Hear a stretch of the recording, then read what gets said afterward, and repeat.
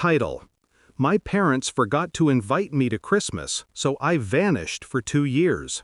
When they stormed my home to steal it, they thought I'd beg. They didn't know I'd fortified. Start: They pounded on my door like they owned the world, like they owned me. And in a way, I suppose they once believed they did. I didn't open it at first. I let the echo of their fists spread through the halls I'd rebuilt myself in. Reinforced steel frame, internal locks, cameras quietly watching their indignation collect on the porch tiles like dirt shaken off old boots. 2 years ago, I would have sprinted to open that door. 2 years ago, I still believed family meant something. Now, it was just evidence. "Open this damned door," my father shouted. My mother's voice followed, sharper, higher. "We know you're in there. This house belongs to us now." Belongs to them. That was the opening line of their grand performance. The same parents who'd forgotten to invite me to Christmas, the same parents who'd posted smiling holiday pictures without me, the same parents who claimed later it was an honest mistake. I used to internalize words like that. Now I document them. I unlocked the main door, not fully, just enough for it to crack open. Enough for me to see their faces stiffen when they realized I wasn't broken.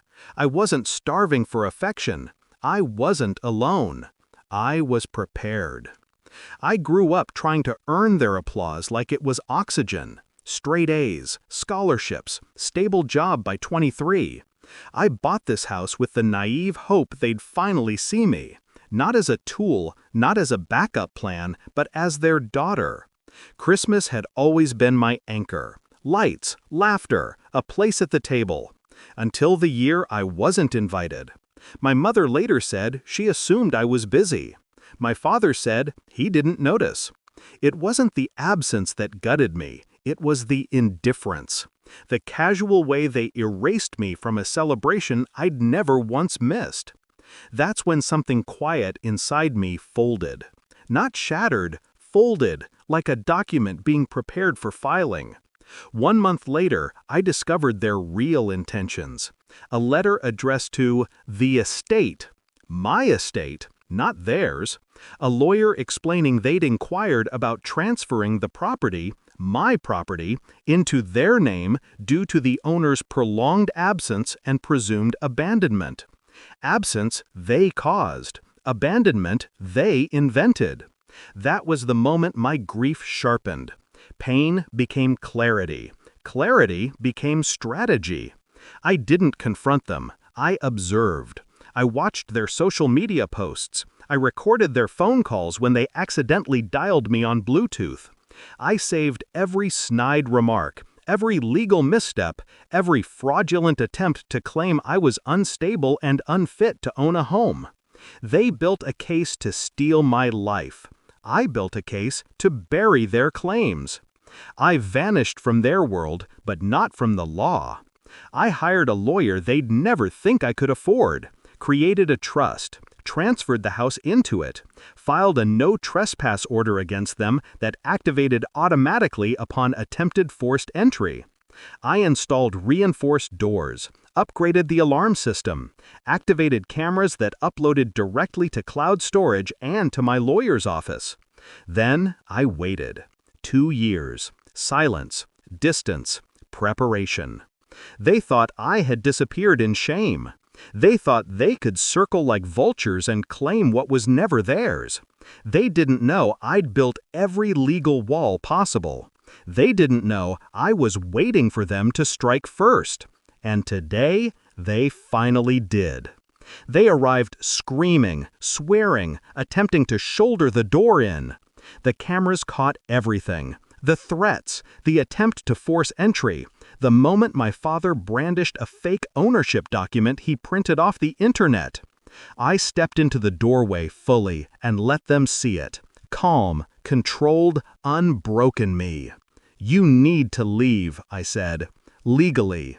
My mother scoffed. "You think you scare us? You think hiding for 2 years makes you powerful?" I held up my phone. The live video feed displayed their faces perfectly.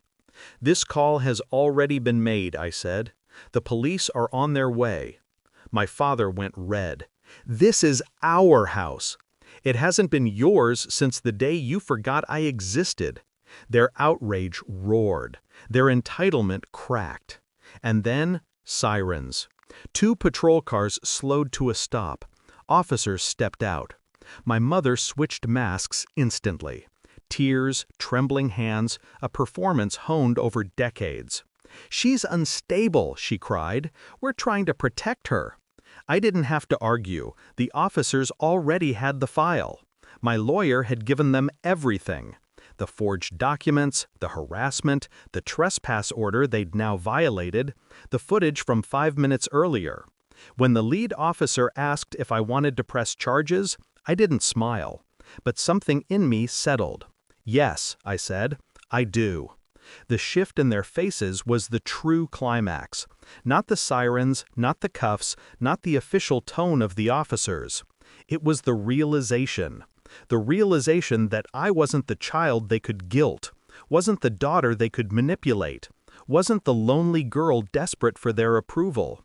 I'd become someone they taught me to be by accident, observant, detached, calculating. When they were placed in separate cars, my mother screamed my name like it was a curse. My father glared at me with a mixture of disbelief and fear. For the first time, I saw them clearly. 2 people who only cared about me when they wanted something from me. I closed the door as the engines ignited. The reinforced latch clicked like a punctuation mark. Inside, the house felt different. Not haunted, not heavy.